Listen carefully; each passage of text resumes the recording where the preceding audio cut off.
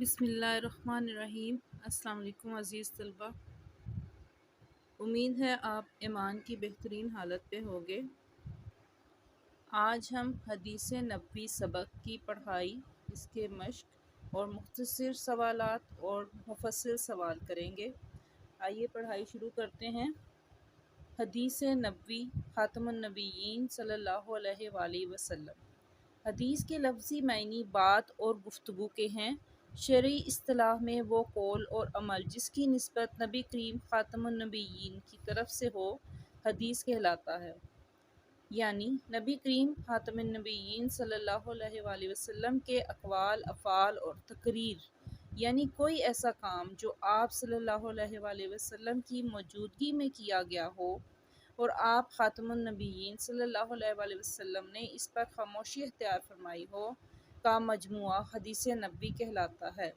یہ تو حدیث کی تعریف تھی، معنی تھے۔ حدیث نبوی کی اہمیت اور فضیلت کیا ہے؟ نبی کریم خاتم النبیین صلی اللہ علیہ وآلہ وسلم کی احادیث مبارکہ دین کی تعلیمات کا سرچشمہ اور رشد و ہدایت کا ذریعہ ہیں۔ جناب رسول اللہ صلی اللہ علیہ وآلہ وسلم کی بعثت کے مقاصد میں سے اہم ترین مقصد قرآن مجید کی تشریح و تفسیر اور اس کا عملی نمونہ فراہم کرنا ہے۔ قرآن مجید کی تعلیمات کو سمجھنے کے لیے حدیث نبوی اہم ذریعہ ہے۔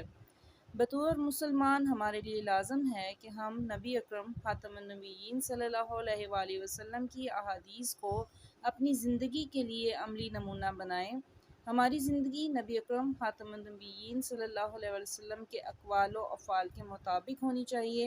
اللہ تعالیٰ نے قرآن مجید میں اسی بات کا حکم دیتے ہوئے ارشاد فرمایا، یا ایھا الذین آمنوا اطیعوا اللہ واطیعوا الرسول ولا تبطلوا اعمالکم۔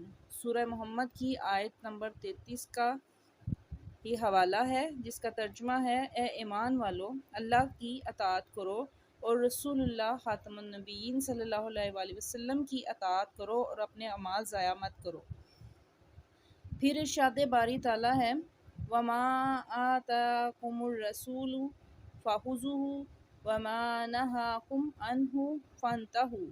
یہ سورۃ الحشر کی آیت 7 ہے، اس کا حوالہ ہے، اس کا ترجمہ ہے، اور جو کچھ رسول اللہ خاتم النبیین صلی اللہ علیہ وآلہ وسلم تمہیں عطا فرمائیں تو اسے لے لو، اور جس سے تمہیں منع فرمائیں تو اس سے رک جاؤ۔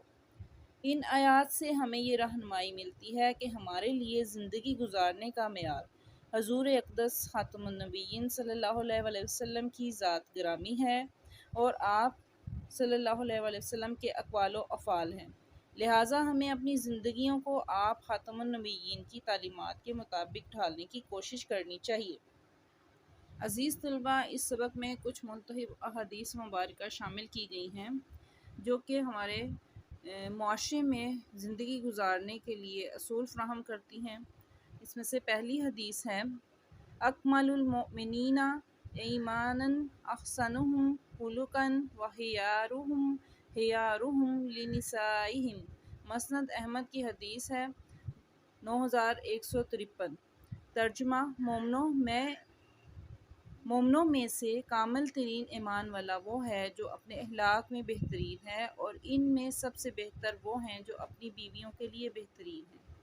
حدیث نمبر 2 ہے، من لم یرحم صغیرنا ویعرف حق کبیرنا فلیس منا۔ ترجمہ، جو ہمارے چھوٹوں پر رحم نہیں کرتا اور ہمارے بڑوں کا حق نہیں پہچانتا وہ ہم میں سے نہیں۔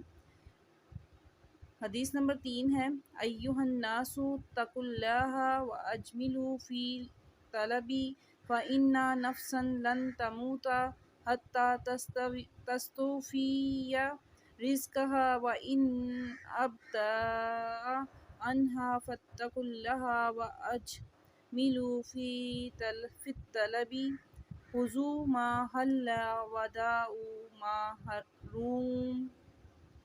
ترجمہ، اے لوگو، اللہ سے ڈرو اور اچھے طریقے سے اعتدال کے ساتھ روزی طلب کرو، کیونکہ کوئی انسان اپنا رزق پورا کیے بغیر نہیں مرے گا، اگرچہ اس رزق کے حصول میں دیر ہو جائے۔ چنانچہ اللہ سے ڈرو اور اچھے طریقے سے روزی طلب کرو، جو حلال ہے وہ لے لو اور جو حرام ہے وہ چھوڑ دو۔ حدیث نمبر 4 ہے من احب ان یبسط لہ فی رزقہ وینسى لہ فی اثرہ فلیصل رحمہ۔ ترجمہ، جو چاہتا ہے کہ اس کے رزق میں وسعت کی جائے اور اس کی عمر لمبی ہو تو وہ صلہ رحمی اپنے رشتہ داروں کے ساتھ اچھا سلوک کرے۔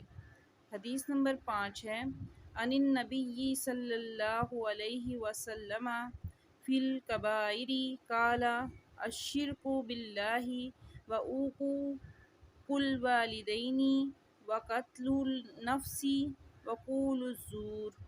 ترجمہ، رسول اللہ خاتم النبیین صلی اللہ علیہ وآلہ وسلم نے کبیرہ گناہوں کے بارے میں فرمایا: اللہ کے ساتھ شرک کرنا، والدین کی نافرمانی کرنا، قتل کرنا اور جھوٹ بولنا۔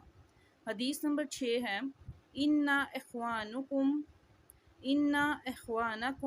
حوالکم جعلہم اللہ تحت ایدیکم فمن کان اخوہ تحت یدیہ فلیطعمہ مما یاکل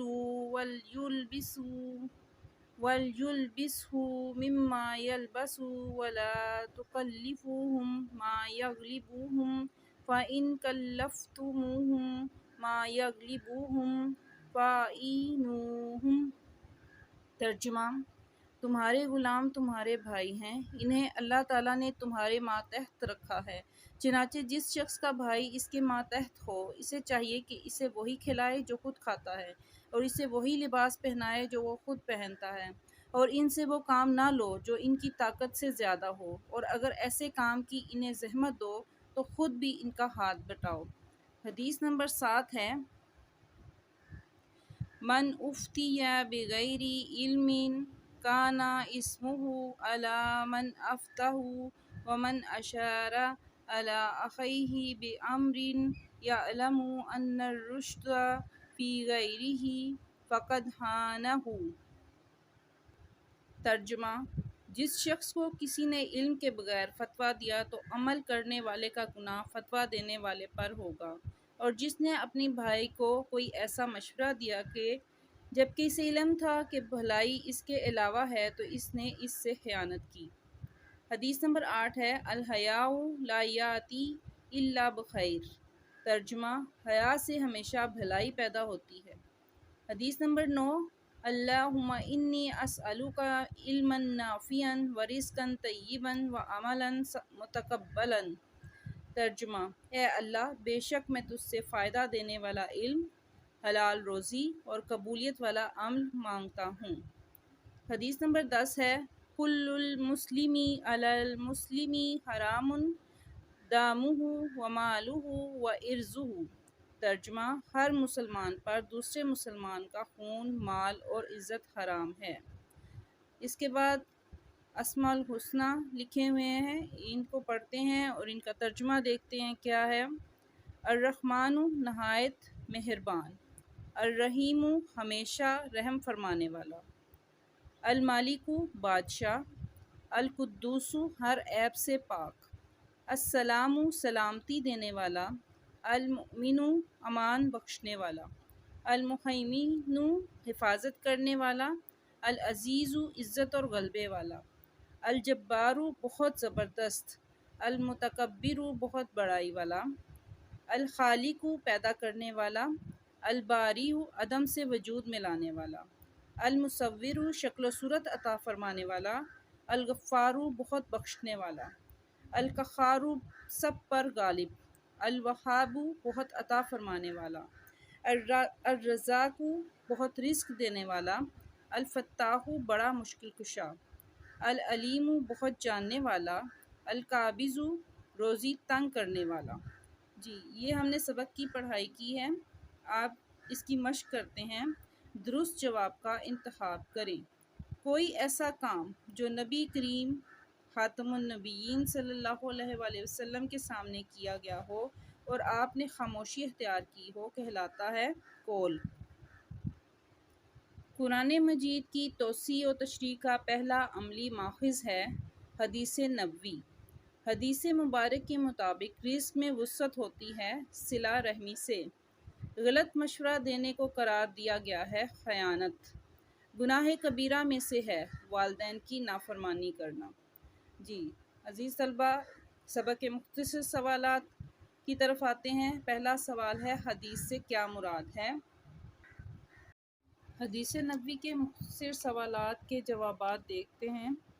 بورڈ میں سوال لکھنا ضروری نہیں، آپ سوال کا نمبر لکھیں اور جواب اس طرح سے شہ سرخی میں لکھیں کہ سوال خود بخود عیاں ہو جائے۔ تمام سوالات کے جوابات شہ سرخیوں میں لکھے گئے ہیں۔ پہلا سوال ہے حدیث سے کیا مراد ہے؟ جواب: حدیث سے مراد حدیث کے لفظی معنی بات اور گفتگو کے ہیں۔ شرعی اصطلاح میں وہ قول اور عمل جس کی نسبت نبی کریم کی طرف ہو حدیث کہلاتا ہے۔ سوال نمبر 2، حضور صلی اللہ علیہ وآلہ وسلم نے عمدہ اخلاق والا کسے قرار دیا ہے؟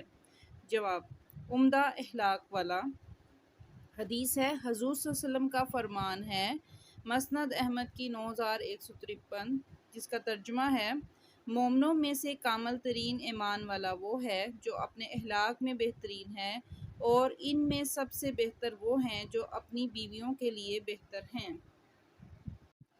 سوال نمبر 3 ہے حدیث کی اہمیت سے متعلق قرآن مجید کی ایک آیت کا ترجمہ تحریر کریں۔ اہمیت حدیث میں قرآنی آیت، 2 آیات لکھی ہیں، دونوں میں سے کوئی ایک بھی آپ کر سکتے ہیں۔ ہماری زندگی نبی اکرم کے اقوال و افعال کے مطابق ہونی چاہیے۔ اللہ تعالیٰ نے قرآن مجید میں اسی بات کا حکم دیتے ہوئے ارشاد فرمایا۔ ترجمہ: اے ایمان والو، اللہ کی اطاعت کرو اور رسول اللہ کی اطاعت کرو اور اپنے اعمال ضائع مت کرو۔ سورۃ محمد کی آیت 33 کا ترجمہ ہے، یا دوسری آیت ہے ترجمہ: اور جو کچھ رسول اللہ صلی اللہ علیہ وآلہ وسلم تمہیں عطا فرمائیں تو اسے لے لو، اور جس سے تمہیں منع فرمائیں تو اس سے رک جاؤ۔ سورۃ الحشر کی آیت 7 کا ترجمہ ہے۔ سوال نمبر 4 ہے نبی کریم نے غلط فتویٰ دینے کی کس طرح مذمت فرمائی ہے؟ جواب: غلط فتویٰ کی مذمت نبی کریم نے غلط فتویٰ دینے کی اس طرح مذمت فرمائی ہے۔ ترجمہ: جس شخص کو کسی نے علم کے بغیر فتویٰ دیا تو عمل کرنے والے کا گناہ فتویٰ دینے والے پر ہوگا، اور جس نے اپنے بھائی کو کوئی ایسا مشورہ دیا جب کہ اسے علم تھا کہ بھلائی اس کے علاوہ ہے تو اس نے اس سے خیانت کی۔ سوال نمبر 5 ہے رزق حلال سے متعلق حضور صلی اللہ علیہ وآلہ وسلم نے کیا ارشاد فرمایا؟ جواب: ارشاد رسول اور رزق حلال۔ ترجمہ: اے لوگو، اللہ سے ڈرو اور اچھے طریقے سے اعتدال کے ساتھ روزی طلب کرو، کیونکہ کوئی انسان اپنا رزق پورا کیے بغیر نہیں مرے گا، اگرچہ اس رزق کے حصول میں دیر ہو جائے۔ چنانچہ اللہ سے ڈرو اور اچھے طریقے سے روزی طلب کرو، جو حلال ہے وہ لے لو اور جو حرام ہے وہ چھوڑ دو۔ عزیز طلبہ، کچھ اضافی سوالات بھی ہیں۔